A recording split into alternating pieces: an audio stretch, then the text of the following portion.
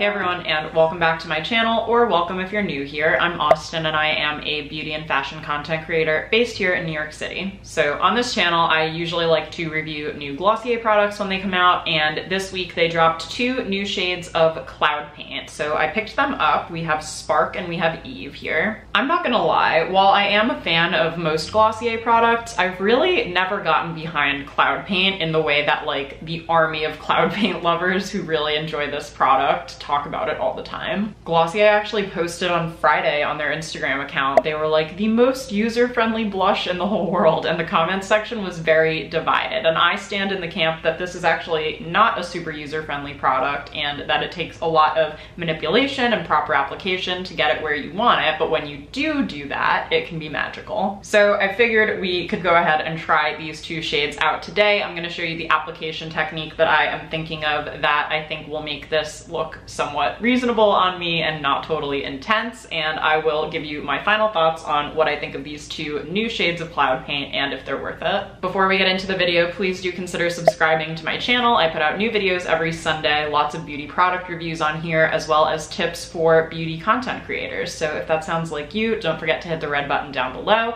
and give this video a thumbs up if you are excited for new shades of cloud paint. Okay, so first things first, I decided to pick these up in the duo that Glossier offers because on their own retail wise it would be $36 for both of them, but when you get the set together it's only $30. But let's backtrack here for a second and talk about what cloud paint actually is. So Glossier describes it as a pillowy gel cream blush that you apply with your fingers. So you can kind of think of it a little bit like finger painting, and whoops, just dropped it. As you can see from the packaging, it almost looks like a little paint tube. If it just came down to the name and the packaging, I would give this product an A+ all around. I absolutely love the idea of that and I think it's really cool, but again, I have just been someone who has never really successfully applied cloud paint to my face. And I'm not gonna lie, I'm pretty terrified of both of these shades that I picked up because my favorite shade of cloud paint, the one that I have actually used in the past few years, is Dusk. And if you know Dusk, that is very much like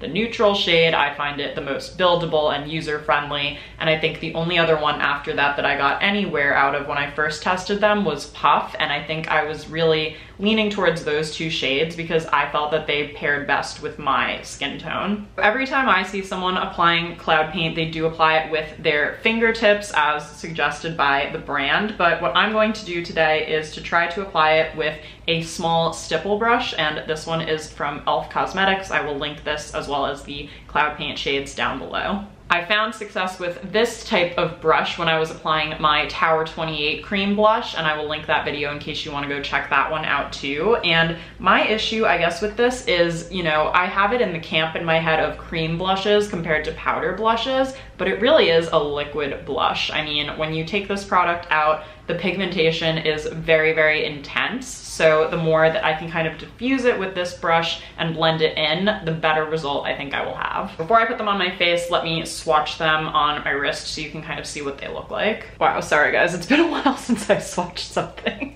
My swatching is off, but I think you get the idea. So these are 2 swatches I took of the product. I used truly the tiniest dot of product, and this is the pigmentation that I got from them. So I think 2 pros of this product that I can definitely call out. One is that this product will last you forever, like similar to the Rare Beauty liquid blush that I recently tried. I have a story highlight on my Instagram stories if you want to go check that out and see what I thought of that product, kind of to compare my notes. I would say that you would probably never run out of this product. Like, I ended up getting rid of my other cloud paints simply because they expired, not because I even began to make a dent in them.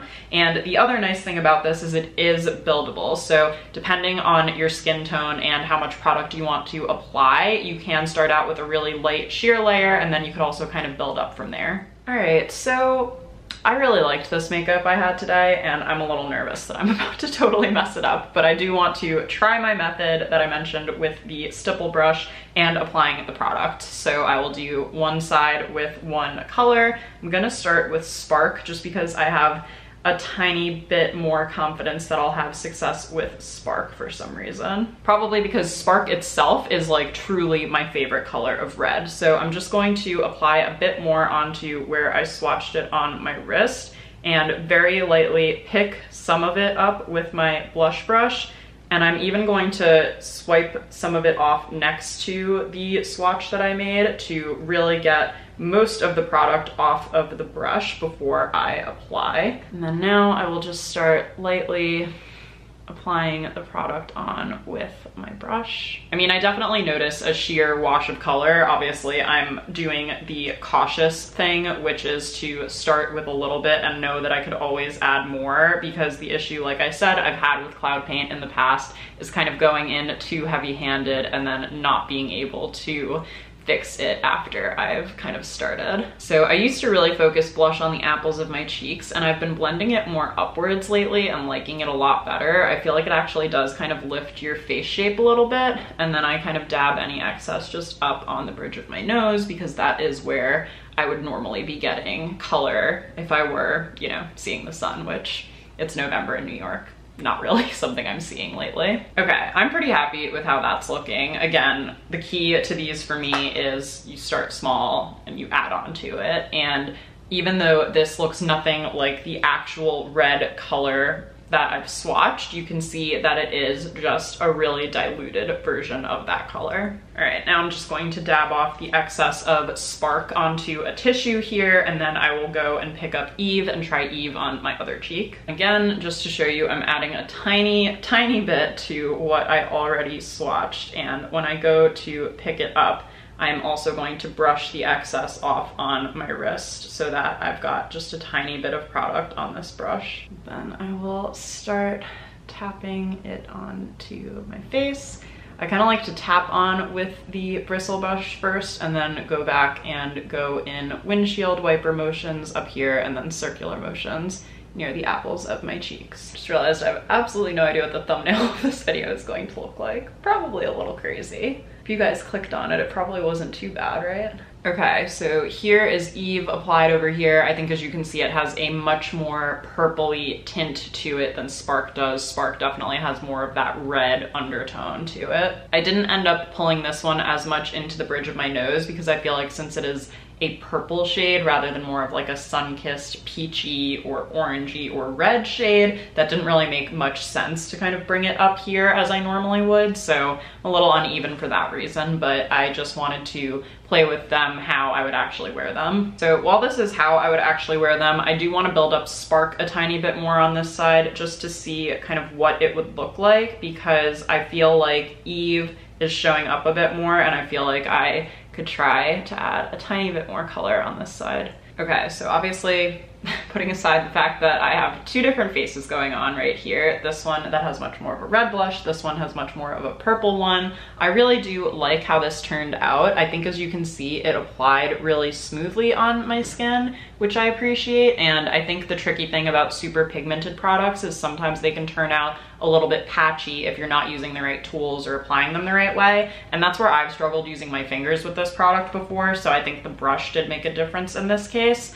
So yeah, let me zoom you guys out and share some final thoughts. Okay, so first I would just like to congratulate everyone because we just witnessed my most successful cloud paint experience to date. I really do like how these products blended out and how they look. I think that now knowing that I have the exact method in mind that works well for me, I would definitely circle back and look at some other shades that maybe I started to try out in the past or kind of didn't really think that would work for me, because now I kind of feel like I have the method that works and the kind of tactic. I guess for me at the end of the day, the question is really just, do I want this exact specific look that I've got right now? Because it just took a lot of effort to get here. I mean, do I have to do this to my wrist every single time that I want to apply these products and then try to scrub this off while I'm doing things and have the brush and have all these different components going on and take the time to really build it up and get it to this exact point that I want it? To me, again, I think the payoff is really beautiful, and if I had a specific place in mind that I would want to wear, you know, more of this purpley blush or a specific look I wanted to do, I would be willing to put in the time to get this effort in the end.